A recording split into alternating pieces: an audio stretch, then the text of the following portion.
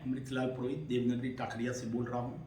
मैं बार बार अपने व्यूज़, अपने आत्मा की आवाज़ आप लोगों के सामने इसलिए रख रहा हूँ कि मैं इसका महत्व जानता हूँ। ये एक ऐसा महाकुंभ है जो प्रति 5 वर्ष के बाद में आता है और इस महाकुंभ की महत्ता को हर व्यक्ति को जानना चाहिए।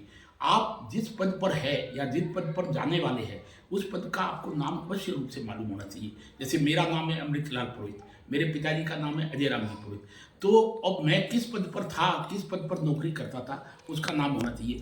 इसीलिए मैं किसी विशेष व्यक्ति की बुराई नहीं कर रहा हूँ। मुझे आत्मिक बहुत दुख लगा कि एक पत्रकार एमएलए से पूछ रहा है कि बताइए सर, एमएलए का पूरा मतलब क्या है? Member of legislative assembly. ये एक सीधा सा चीज है जो हमारे कानून में लिखा हुआ है, तो उसका ध्यान होना चाहिए।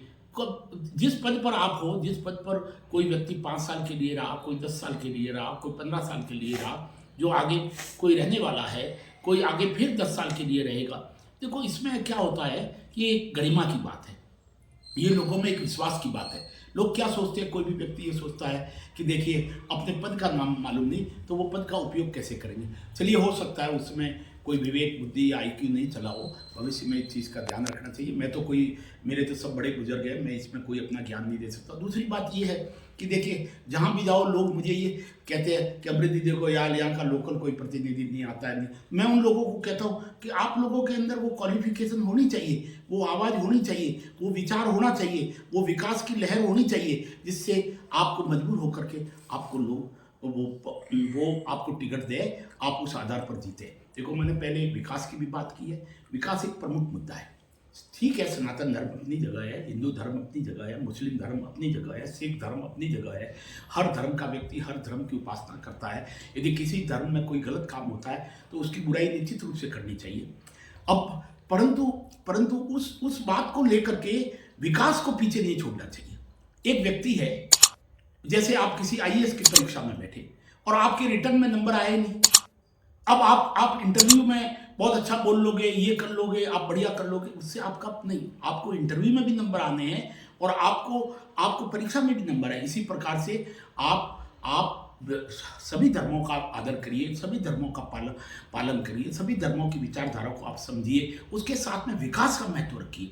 आजकल यदि हम विकास में पिछड़ जाते हैं, आज भारत की विकास दर विश्व में सबसे अधिक है। भारत का मान होता है, सम्मान होता है, जीडीपी अच्छी है। इसी तरीके से छोटा तहसील क्यों नहीं हो, तो छोटा गांव क्यों नहीं हो, छोटा शहर क्यों नहीं हो, और कोई जिला क्यों नहीं हो, विकास होगा तो उसका नाम होगा। इसलिए विकास की धारणा को प्रथम रूप से रखना चाहिए। मेरे हिसाब से 70 नंबर विकास के होने चाहिए, 30 नंबर अन्य होने चाहिए। अच्छा, दूसरी आज के लोगों में ये चर्चा चल रही है कि भाई साहब वहाँ के लिए ज़मीन दे दी, वहाँ के लिए ज़मीन दे दी, वहाँ के लिए ज़मीन दे दी, साहब वो आ जाएंगे तो ये हो जाएगा, वो आ जाएंगे। देखिए, आप भविष्य को वर्तमान में डिक्टेट नहीं कर सकते हो। यदि मैं कहता हूँ किसी भी धर्म में कोई भी व्यक्ति यदि गलत काम करता है तो वो उस धर्म की प्रतिभा को गिराता है, वो उसकी बिल्कुल बुराई होनी चाहिए, वो चाहे किसी भी धर्म में हो, आतंकवाद किसी में भी हो बुराई। परंतु आप उसी मुद्दे को लेकर के बैठ जाए कि साहब उसको ज़मीन दे दी, आगे जा करके उस ज़मीन में वो निर्माण कार्य होगा, उसमें ऐसा हो जाएगा, उसमें ऐसा हो जाएगा, उसमें ऐसा हो जाएगा। देखिए, ऐसा नहीं चलता है। ये लोकतंत्र देश है। ये देखिए, कोई भी व्यक्ति काम करता है तो 100 में से 100 पूरे काम अच्छे नहीं करता है। वो भी कोई बुरा काम नहीं है, शिक्षा की नीति कोई बुरा काम नहीं है। उसको लेकर के अब विकास के काम को पीछे रख करके सारी अच्छाइयों को नकारना और केवल उसी को बुराई के रूप में आगे रखना, मेरे विचार से ये ठीक नहीं है। लोगों को इस पर आंकलन नहीं करना चाहिए। लोगों को आंकलन, ठीक है, आप आंकलन करते हो तो आधा नंबर उसका भी दे दीजिए, परंतु जो 99 पॉइंट जो हाफ नंबर है वो आपको विकास का देना चाहिए, आपको उसके चरित्र का देना चाहिए, आपके उसके विचार का देना चाहिए, आपके उसकी विद्वता को देना चाहिए। वो आपके असेंबली में जाकर के किस तरह से बोलेगा, वो क्या मंत्री बनने की योग्यता रखता है, मंत्री बनेगा तो आपके जहाँ का वो एमएलए है, जहाँ का स्थायी वो मेंबर है, वो उसके लिए क्या कार्य करेगा, ये सारी चीज़ें उसके अंदर गुण होने चाहिए। एक बात को लेकर के मैं तो लोगों को कहता हूँ, देखिए साहब, अभी आप उस बात को लेकर के 5 साल किसी ने परिश्रम किया है, कोई भी हो, मैं तो राजस्थान में किसी भी एक एमएलए की बात नहीं करता हूँ, उसी चीज़ को लेकर के बैठना नहीं चाहिए, उसी चीज़ पर आंकलन नहीं करना चाहिए। देखिए, व्यक्ति जो विकास कराता है तो ये आशा रखता है कि मैं विकास करा रहा हूँ, मैं आगे भी विकास कराऊंगा, लोग मुझे विकास के आधार पर वोट देंगे।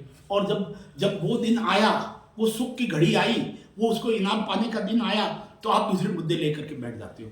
ऐसा नहीं है, हमारे सिरोही को कोई दबा नहीं सकता, हमारे सिरोही में कोई आतंकवाद नहीं कर सकता है, हमारे सिरोही में कोई गलत आ नहीं सकता है। आप बिल्कुल डरिए मत, आप उस मुद्दे को लेकर के कभी भी अपने अंदर गलत भावना नहीं बनाइए। मैं आपको निश्चित रूप से कहता हूँ, विकास को लेकर के वोट दीजिए, व्यक्ति को लेकर वोट दीजिए, उसकी शैक्षणिक योग्यता को लेकर वोट दीजिए, वो असेंबली में किस प्रकार से आपकी बात को रखता है उसको लेकर वोट दीजिए, समझ के वोट दीजिए, बहुत गहन निर्णय करके वोट दीजिए। आने वाला भविष्य विकास से ही आपका। जय हिंद।